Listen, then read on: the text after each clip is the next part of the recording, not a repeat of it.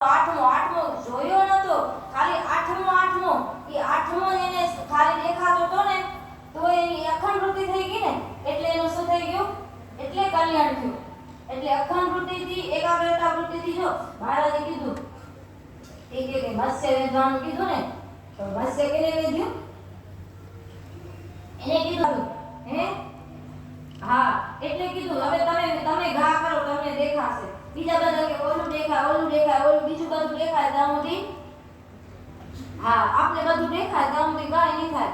આપણે એક મહારાજ દેખાશે, આપણું શું એ નિશાન મહારાજ એ એક નિશાન દેખાય તો આપણે એને શું કરીએ કે હા સંતોએ ભક્તિને તલવારની ધાર સાથે સરખાવી છે. ભક્તિ કરવામાં આપણા ઇન્દ્રિયો, અંતઃકરણ અને મનને તકલીફ પડે છે.